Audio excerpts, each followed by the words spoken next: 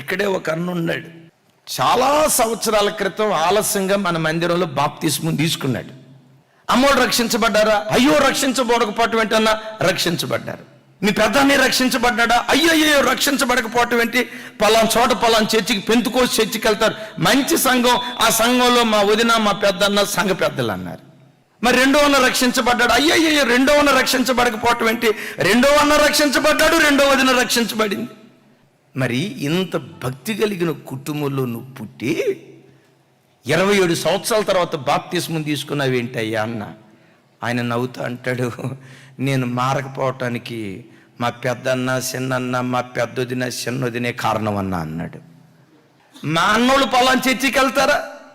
మా పెద్దన్నోళ్ళు, మా చిన్న అన్నోళ్ళు వాళ్ళకి దగ్గరలో ఉన్న ఇంకో 2 పెంతుకోసు సంఘాలే. అద్భుతం ఏంటంటే మా పెద్దన్నోళ్ళు చిన్నన్నోళ్ళు ఇంటికి రారు, చిన్నన్నోళ్ళు పెద్దన్నోళ్ళు ఇంటికి రారు. మా పెద్దొదిన అంటది, మీ తమ్ముడు వాసన కూడా నాకు, మీ తమ్ముడు నీడ కూడా నా ఇంటి మీద పడకూడదు. చిన్నదిన తక్కువ తిందా? చిన్నదిన అంటదంట, ఇదిగో శత్రువు వచ్చిన భోజనం పెడతా కానీ. సంఘానికి వస్తారు, అక్క చెల్లెల మధ్య ఐక్యత ఉండదు. సంఘానికి వస్తారు, తోడు కోడల మధ్య ఐక్యత ఉండదు. సంఘానికి వస్తారు, గమనించండి, కోడలికి అత్తకి మధ్య ఐక్యత ఉండదు. సంఘానికి వస్తారు, మామకి సడుగుడికి ఐక్యత ఉండదు. ఎక్కడ చూసినా ఈ భిన్నమైనటువంటి పరిస్థితి. మరి ఇంతకు పరిస్థితి ఏంటయ్యా అన్నయ్య?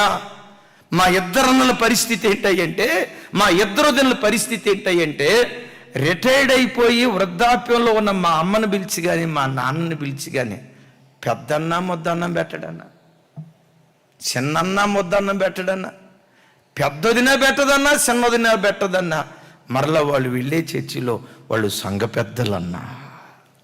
మరి ఇప్పుడు ఎందుకు నువ్వు బాప్తిస్మం తీసుకున్నావయ్యా అన్నాను.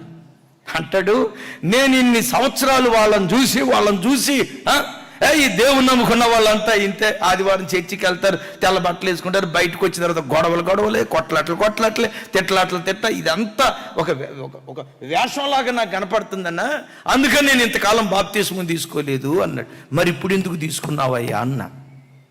అంటాడు, మొన్న మీరు వాక్యం చెప్పేటప్పుడు మనుషులు ఎవరిని మీరు చూడొద్దు, నేను చెడిపోయిన గడియారం చూసి ఆలస్యంగా మందిరానికి వచ్చాను అన్నారు మీరు, అట్లా తప్పిపోయిన వాళ్ళ వైపు చూడొద్దు, విశ్వాసమునకు కర్తయు దాన్ని కొనసాగించు యేసు వైపు చూడండి అన్నారు కదా. ఆ ఒక్క మాట పట్టుకొని అరే మా అన్నను చూసి, నేను మా వదిన చూసి, వీళ్ళని చూసి నేను దేవునికి దూరం అయిపోయాను. నేను చూడాల్సింది విశ్వాసానికి కర్త, దాన్ని కొనసాగించే యేసు వైపు చూడాలి.